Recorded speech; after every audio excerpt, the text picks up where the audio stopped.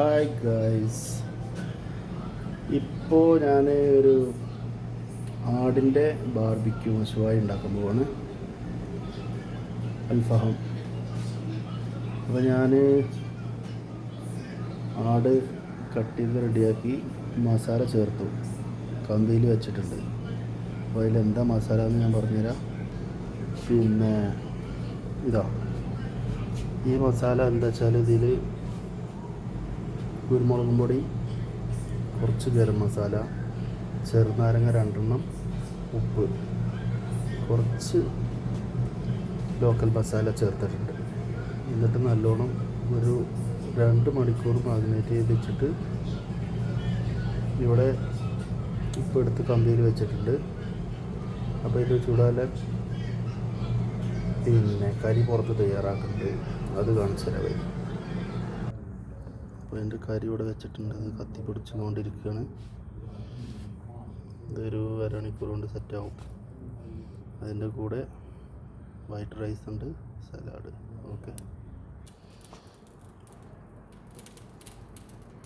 ചോറ് റെഡിയായി ഗൈസ്.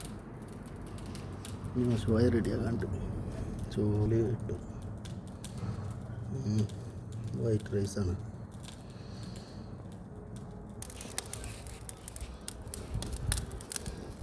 കത്തി പിടിച്ചാലേ അല്ല അല്ല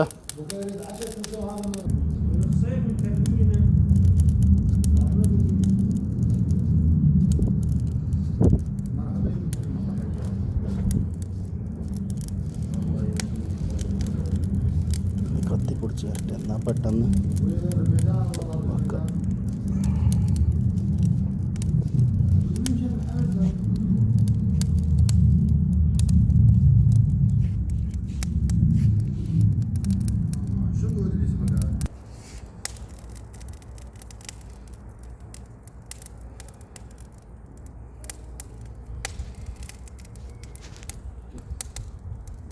ആയിക്കൊണ്ടിരിക്കുന്നു. ചെറുതായിട്ട് ഒന്നുകൂടി തീ പിടിച്ചാണ്ട് ഈ കറി ഒന്ന് സെറ്റ് ചെയ്ത് കഴിഞ്ഞാൽ വെക്കാം. ശാന്തലാച്ച്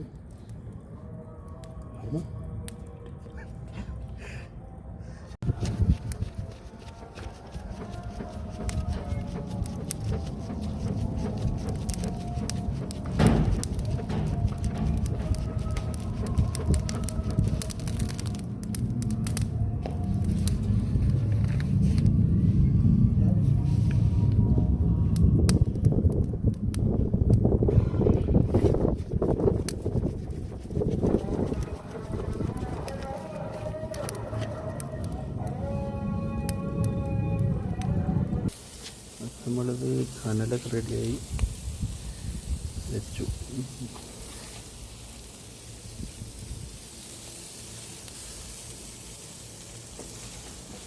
മറിച്ചു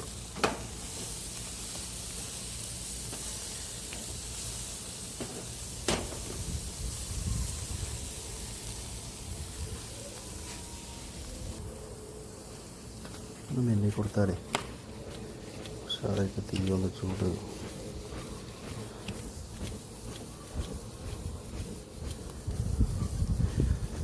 രാത്രി അതുകൊണ്ട് ലൈറ്റ് കുറച്ച് കമ്മിയുണ്ട്.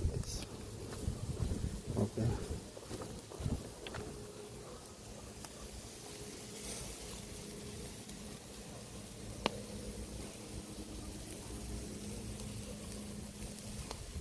പിന്നൊരു സ്റ്റാൻഡാണ് മശുവായി ഉണ്ടാക്കുന്നത്.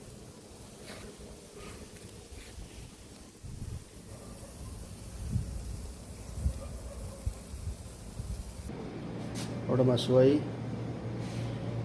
വെച്ച് റെഡി ആയിക്കൊണ്ടിരിക്കണം. ആ സമയത്ത് കുറച്ച് സലാഡ് വേണം. ഇതൊന്ന് മിക്സ് ചെയ്തെടുത്തിട്ട് വെക്കുക. പിന്നെ ചോറും വിളമ്പി ഒരു അറാറയിൽ സെറ്റാക്കി വെക്കാം. അപ്പോൾ ഈ 2 പ്ലേറ്റിലേക്ക് സലാഡ് എടുക്കാം. മിക്സ് ചെയ്തപ്പോൾ ഞാനൊരു നാരങ്ങ, കുറച്ച് ഉപ്പ്, കുറച്ച് ഒലീവ് ഓയിൽ, കുറച്ച് ചാട്ട് മസാലയൊക്കെ ആഡ് ചെയ്ത് മിക്സ് ചെയ്തിട്ടുണ്ട്.